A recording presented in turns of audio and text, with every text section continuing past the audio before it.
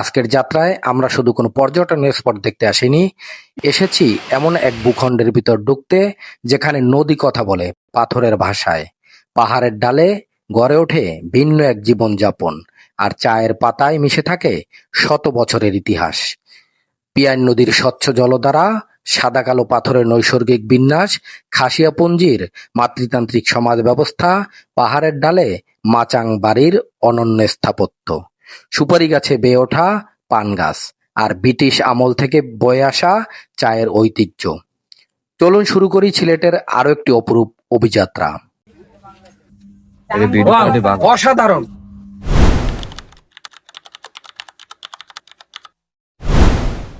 বাংলাদেশের পাহাড়ি ভূপ্রকৃতির বুক চিরে বয়ে চলা আন্তঃসীমান্ত নদী পিয়াইন। তারেক এবং ফাহিম তারা কিন্তু খুবই এক্সাইটেড হয়ে গিয়েছে, এবং তারা যে নদী আমরা পার হচ্ছি সেটি পার না হয়ে ওরা কিন্তু সেই পানির ভিতর থেকে এই যে সেই নদী পার হয়ে তারপর কিন্তু আসতেছে। প্রায় ১৪৫ কিলোমিটার দীর্ঘ এই নদীর জলধারার উৎস আসাম ও মেঘালয়ের পাহাড়ি অঞ্চল। পাহাড়ি ঢলের সঙ্গে নেমে আসা স্বচ্ছ শীতল জল যখন পাথরের গায়ে আছড়ে পড়ে, তখন মনে হয় প্রকৃতি বুঝি নিজের হাতেই এখানে একখণ্ড জীবন্ত ক্যানভাস এঁকে রেখেছে। এই জলে একবার পা ভেজানো আর চারপাশের পাহাড়ের সবুজ নিঃশ্বাস অনুভব করা এমন এক অভিজ্ঞতা শুধু ক্যামেরায় ধারণ করলেই হয় না, এটা অনুভব করতে হয় নিজের শরীর আর চোখ দিয়ে। কারণ কিছু সৌন্দর্য দেখা যায়, আর কিছু সৌন্দর্য মনের ভিতর স্থায়ীভাবে থেকে যায়। ভাই বাস দিয়ে কি করবেন? হ্যাঁ, হেরা নিব। কিনে আনছেন? পিয়াইন নদী থেকে পেরিয়ে এবার আমরা ঢুকে পড়লাম এক সম্পূর্ণ ভিন্ন জীবনধারার ভিতর। এটি খাসিয়াপুঞ্জি, খাসিয়া জনগোষ্ঠীর নিজস্ব সামাজিক ও সাংস্কৃতিক আবাসভূমি। বাঁশ, কাঠ ও ইটের মিশেলে মাটি থেকে প্রায় ৮ থেকে ১০ ফুট উঁচুতে তৈরি মাচাং ঘরগুলো দেখে প্রথমেই চোখে পড়ে। লেখাপড়া করো করো না? না, এই ঘরেই থাকো? তোমাদের ওইটা? ও আচ্ছা, নাম কি তোমার? হ্যাঁ, মিকছন, চমৎকার নাম। ওয়াও, খাসিয়াপল্লীর আসলে আমরা জানি যে রৌদ্রোজ্জ্বল আবহাওয়ায় এসব অঞ্চলে ঘুরতে আসতে হয়, কিন্তু আমরা আজকে এই বর্ষার মধ্যে এসে অন্যরকম একটা ফ্লেভার পেলাম। এই যে খাসিয়াপল্লী থেকে আমাদের এখন নিয়ে যাবে নতুন স্পটে, সেই গাড়ি চলে এসেছে এবং ট্যুর গাইড আব্দুর রহমান ভাই কিন্তু আমাদের যথেষ্ট হেল্প করেছে আজকে। খাসিয়াপল্লী থেকে আমরা এখন কোথায় যাচ্ছি ভাই? চা বাগান। চা বাগান না? পান বাগান শুরু, এই যে পান বাগান। আচ্ছা, এটা হচ্ছে পান বাগান, পান সুপারি বাগান, পান এবং সুপারির বাগান একসাথে। পরিচ্ছন্ন, শৃঙ্খলা আর নান্দনিকতার এক অসাধারণ সমন্বয়। প্রকৃতির ঢালকে অনুসরণ করে তৈরি এসব বাড়ি যেন পাহাড়ের শরীরের সঙ্গে মিশে থাকা ছোট্ট ছোট্ট স্থাপত্য কবিতা। খাসিয়া জনগোষ্ঠীর ঐতিহ্যবাহী জীবিকার অন্যতম ভিত্তি হচ্ছে পান চাষ।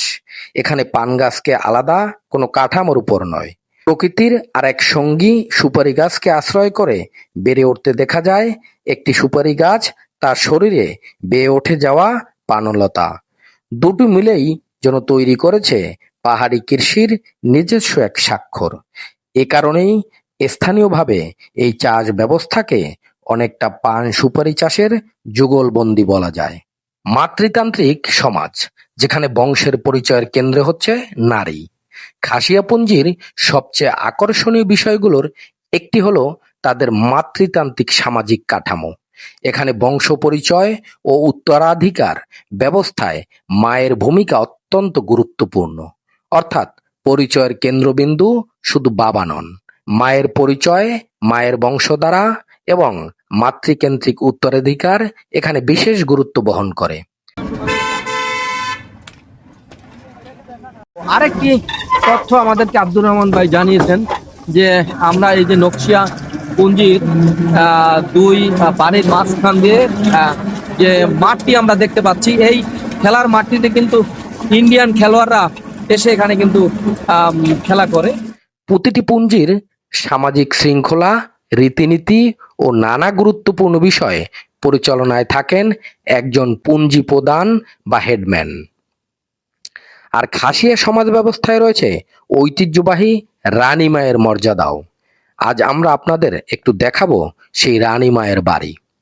কিন্তু দুঃখের বিষয়, সময় স্বল্পতা আর বৈরী আবহাওয়ার কারণে আজ রানী মায়ের সঙ্গে সরাসরি সাক্ষাতের সুযোগ হয়নি আমার। তবে তার বাড়ি আর এই পুঞ্জির জীবনযাত্রার কিছু মুহূর্ত আপনাদের সামনে তুলে ধরতেই হচ্ছে। খাসিয়া পুঞ্জি পেরিয়ে এবার আমাদের গন্তব্য পাহাড় আর সবুজে বিস্তীর্ণ আলিঙ্গন ঘেরা এক বিশাল চা বাগান। প্রায় 1800 একর জায়গা জুড়ে বিস্তৃত এই চা বাগানের সঙ্গে জড়িয়ে আছে ব্রিটিশ আমলের দীর্ঘ ইতিহাস। চারদিকে যত দূর চোখ যায় শুধুই সবুজ, চায়ের সারি যেন পাহাড়ের ঢালে টানা কোনো অসীম সবুজ নকশা। আমরা এখন প্রবেশ করব চা বাগানে। চা আছে, যাবার সময় চা খাইয়ে দিয়েন। আর এখন এই মুহূর্তে আমার কাছে একটা ওয়েলকাম টি নেন, লেমন টি দিচ্ছি, লেমন টি জাস্ট টেস্টিং। নামটা? নাম হচ্ছে অন্তর দেবনাথ। অন্তর দেবনাথ ভাই আমাকে এই ভিডিও ধারণ করতে দেখে আমাকে একটি ওয়েলকাম টি তিনি আমাকে দিয়েছেন। ধন্যবাদ আপনাকে। আমি চাটা খেয়ে দেখছি। অসাধারণ, কারণ আমরা যে চাগুলো সাধারণত খাই সেই ফ্লেভার আর এই ফ্লেভারটা কিন্তু একেবারেই ব্যতিক্রম, একেবারেই ব্যতিক্রম। আমি মুখে দেওয়ার সাথে সাথেই আমি আসল চায়ের যে স্বাদ, সেই স্বাদ কিন্তু আমি পেলাম। আসলেই আমার সারাদিনের সমস্ত ক্লান্তি কিন্তু একেবারেই দূর হয়ে গেছে। কালকে সকাল থেকে আমরা বরিশাল থেকে জার্নি করে তারপরে ঢাকা থেকে আমরা আবার সেই সিলেটে, এবং সারাদিন গোছল নাওয়া খাওয়া কিছু নেই, কিন্তু আমি এই ওয়েলকাম টি মুখে দেওয়ার সাথে সাথেই বুঝতে পেলাম যে আসলেই চা কাকে বলে।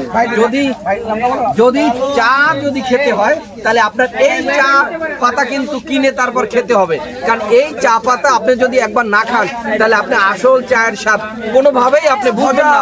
ভিডিওর মাধ্যমে আপনাদেরকে বলবো যে যদি সিলেটে আসেন তাহলে এই চা বাগান কিন্তু অবশ্যই দেখতে মিস করবেন না, কারণ এটি ব্রিটিশরা যে করে রেখে গেছেন, যেরকম ভাবে রেখে গেছেন তার থেকেও এখন কিন্তু আরো চমৎকার এবং সুন্দরভাবে এর যারা পরিচর্যা করতেছেন, যেটি আমাদেরকে আব্দুর রহমান ভাই জানিয়েছেন যে ওরিয়ন গ্রুপ, বাংলাদেশের যে ওরিয়ন গ্রুপ, এই ওরিয়ন গ্রুপ কিন্তু এই এখন চায়ের বাগানটি নিয়ে তারা কিন্তু এখন রক্ষণাবেক্ষণ করতেছেন।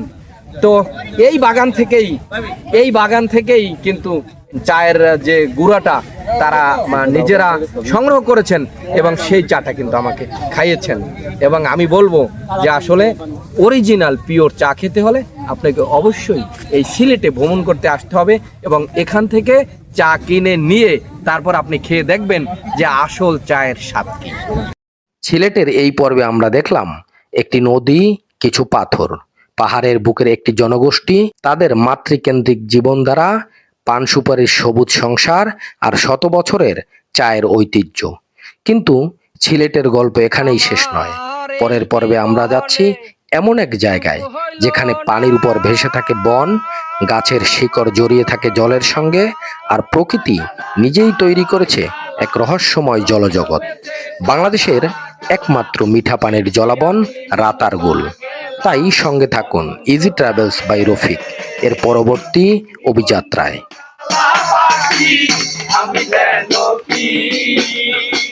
বসন্তকালে তোমায় বলতে পারিনি।